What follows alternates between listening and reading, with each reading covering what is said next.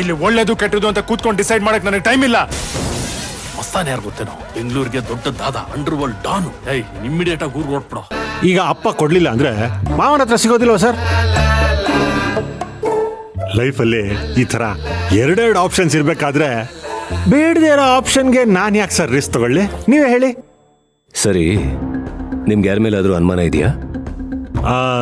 ಇಲ್ಲ ಸರ್, ಇಲ್ವೇ ಇಲ್ಲ. ನನಗೆ ಅನುಮಾನ ಇದ್ದ ಕೆಲವು ಪ್ರಶ್ನೆಗಳಿಗೆ ಉತ್ತರ ಸಿಕ್ಕಿದೆ.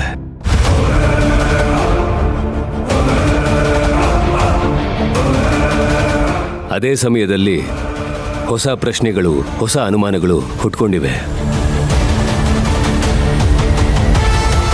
ಆದರೆ ಆಧಾರ ಇಲ್ದಿರ ಏನು ಹೇಳಕ್ಕೂ ಆಗಲ್ಲ, ಏನು ಮಾಡಕ್ಕೂ ಆಗಲ್ಲ. ನಿಮ್ಮ ಮಗ ಪ್ರೀತಮ್ ಎಲ್ಲಿ? ಅವನು ಮನೇಲಿದ್ದಾನೆ ಸರ್. ಅವನಿಗೆ ಕೆಲಸ ಮಾಡೋದಕ್ಕೆ ಸಾಧ್ಯ ಇಲ್ಲ. ಕಂಪನಿ ಜವಾಬ್ದಾರಿನ ಅವನಿಗೆ ವಹಿಸಬೇಕು ಅಂತಿದ್ದೆ, ಆದರೆ ಅದಕ್ಕೆ ಅವನು ಆಸಕ್ತಿ ತೋರಿಸ್ಲಿಲ್ಲ. ನನಗೆ ಯಾವ ಪ್ರಾಪರ್ಟಿನೂ ಬೇಡ, ಎಲ್ಲ ಅಕ್ಕನಿಗೂ ಅಣ್ಣನಿಗೂ ಹಂಚ್ಬಿಡಿ ಅಂತ ಹೇಳಿದ್ದ.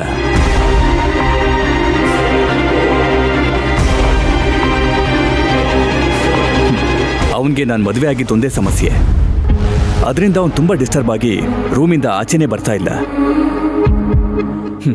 ಹಾಗಾಗಿ ಅವನಿಗೆ ಕೆಲಸ ಮಾಡಿರೋದಕ್ಕೆ ಸಾಧ್ಯ ಇಲ್ಲ ಅಂತ ನನ್ನ ಮನಸ್ಸು ಹೇಳ್ತಾ ಇದೆ.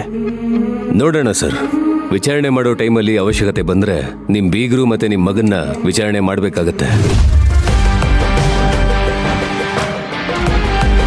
ಆದಷ್ಟು ಬೇಗ ಈ ಆಕ್ಸಿಡೆಂಟ್ನ ಮಾಡಿಸಿದವ್ರು ಯಾರು ಅಂತ ನಾನು ಕಂಡು ಹಿಡಿತೀನಿ. ನಾನಿನ್ನು ಬರ್ತೀನಿ ಸರ್. Thank you.